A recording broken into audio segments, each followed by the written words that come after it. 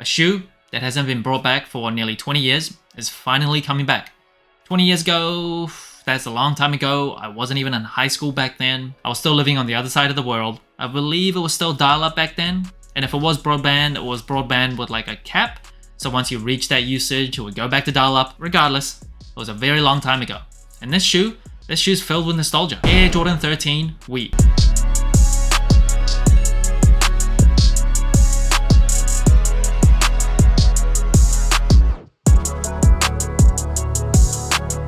Now this shoe is dropping on November 21st for $200 in the United States. Like I said before, it is the first time that it's ever come back since 2004.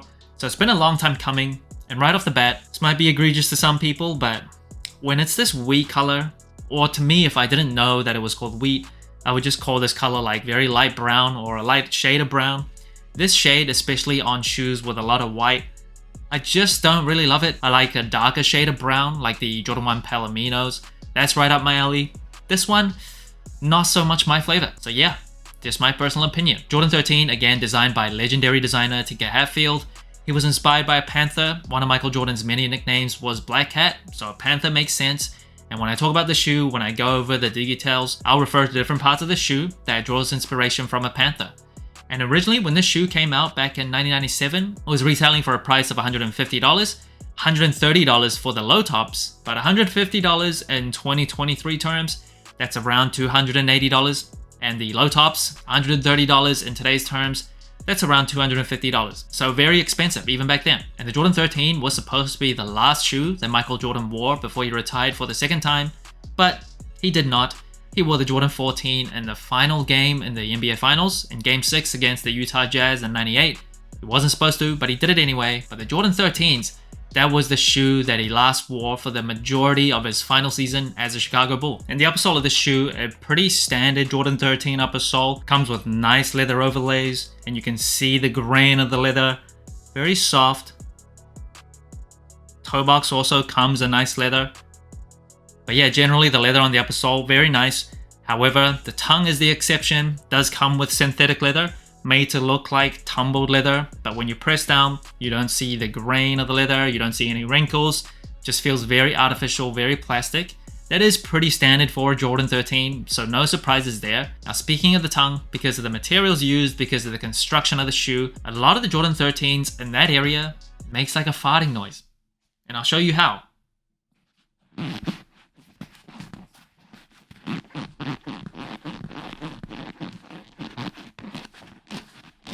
And you definitely notice it. Every time you walk, you feel it, you can hear it. It's not the best, but the Black Flints as well as the Wolf Grey both did that. So if that bothers you, definitely think twice. Speaking of the tongue, you see Jordan on the bottom of the eye stays.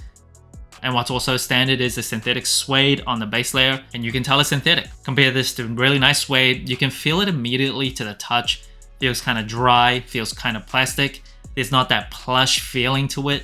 That is also pretty standard for a Jordan 13, so not a huge surprise there. But overall, the leather on the toe box as well as the overlays, that is where the best materials are. Now, the Jordan 13 was inspired by a panther, so the dimples that you see on the upper sole, that was inspired by a panther's whiskers. And you'll see the most distinct feature of the Jordan 13, the Jumpman and 23 hologram on the heel, that is inspired by a panther's eyes. That will forever be one of the coolest features on all shoes. Just one of the best. The Jordan 13 does come with a Phylon midsole with a Zoom Air unit on the forefoot as well as the heel. That is essentially Jordan Brand's EVA foam that is supposed to provide more responsiveness, more lightweight than like a rubber cup sole. And it also comes with a carbon fiber shank plate, one of my favorite materials to put on shoes. So much support, super lightweight, super durable. And speaking of Panthers earlier, the inspiration of the shoe, you can see the outsole of the shoe that is also inspired by a panther's paw.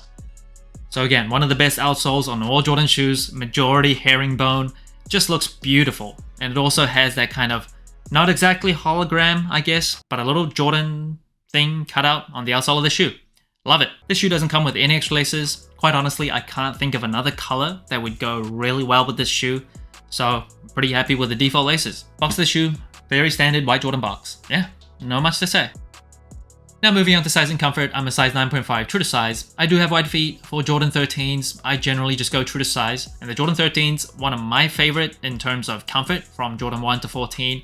It just really fits my feet pretty much perfectly. Super snug, not so snug where it's tight, but wraps around my feet really well padded inside. The cushioning is very nice with a Phylon midsole as well as 2 Zoom Air units. There's just no complaints from me. So whether or not you have wide feet, do recommend you just sticking true to size. I think only the Jordan 5s in terms of comfort can beat out the Jordan 13s. The Jordan 5s, the padding inside and just the softness of it. I don't know, there's something about that shoe that just really fits my feet pretty much 100% perfect.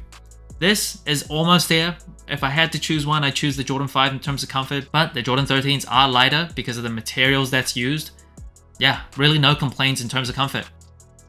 And that brings the total sole score of the Jordan 13 Wheat to 30 out of 40. An average score compared to other general releases. Now, one thing I do have to mention, I recently changed the sole score to be on a scale from 1 to 10 instead of 1 to 5. I was finding that a lot of shoes, there was a slight difference in how I would rank them in terms of the metrics, but the scale was too short for me to really separate them, like it was either a 4 or a 5. What about a 4.5? I thought about including 0.5s into that system, but I thought why not just blow it up, make the scale a bit wider, 1 to 10. So really nice shoes in terms of a colorway. I could give it a 10. A very nice shoe in terms of colorway, but not as nice, could be an 8 or 9. So I just feel like that's a more sustainable system in the long run. So I did go through every single shoe that I've reviewed. I've updated the sole score on my website. If you're interested, go there, take a look. But my sentiment for each metric towards the shoes that I have reviewed, they remain the same. The score's just been slightly updated to adjust to the new scale. Now in terms of colorway, I mentioned this at the start. This shade is not my favorite shade. This wheat color, it's just not my favorite. If it wasn't for the nostalgia reasons, if it wasn't because people haven't seen this shoe for a long time, I don't think I would pay much attention to it in all honesty. Again, my personal opinion. If you love it, I am very happy for you. But personally for me, just in a vacuum, looking at this colorway, there's a lot of colorways that I prefer over this one. Now, in terms of materials, the suede is synthetic, the tongue is synthetic, but the rest of the upper sole, the leather, it's really nice. And in terms of the tech specs, Jordan 13s are one of the best performing Jordan shoes from 1 to 14. So materials in some parts, not the best, other parts, really nice. Now in terms of comfort, the Jordan 13s, probably my second favorite Jordan shoe for comfort after the Jordan 5s.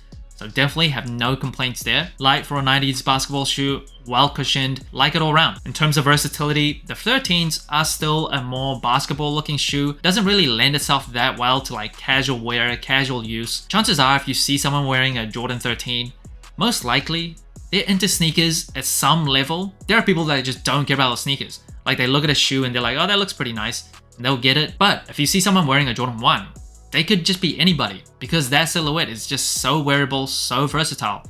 Can't really say the same about this silhouette, but in terms of the colors, even though I don't love this wheat color, I think it's pretty easy to wear. It's pretty good for the fall especially, very easy to match. I'm not a fashionista, but I think this is an easy to wear shoe. Similar to the Jordan 3 Palominos that I reviewed, I just don't really love this color combination, this lighter shade of brown. I know it's wheat officially, but to me, I just see it as a very light shade of brown. I just don't love it with white sneakers. I just don't love it. There's something about it that doesn't appeal to me very much. If you like it, again, this is just my personal opinion. It's not an attack. If you like it, very happy for you. I hope you're able to get this shoe. I know people have been looking forward to this coming back. But despite me not loving it, I do appreciate when Jordan Brand goes outside of the usual 1, 3s, 4s, and 5s, and the 2s recently, going to other models, going into the Vault, bringing those colorways back. The Jordan 13s do receive quite a bit of attention compared to the 9s, definitely the 10s. Please bring that back for the love of God. Definitely the 14s does receive more attention than those silhouettes, but I do appreciate them reaching beyond just the Jordan 1 to 5, bringing some of the older colorways from other silhouettes, not just for OG sneakerheads, for older sneakerheads, but introducing an older colorway to newer sneaker lovers. So that's it. Thanks for watching, Sole Inclined. Let me know what you think of the Air Jordan 13 Wheat. Like, subscribe, comment, all the good stuff. And remember, tomorrow may never come, so wear your shoes.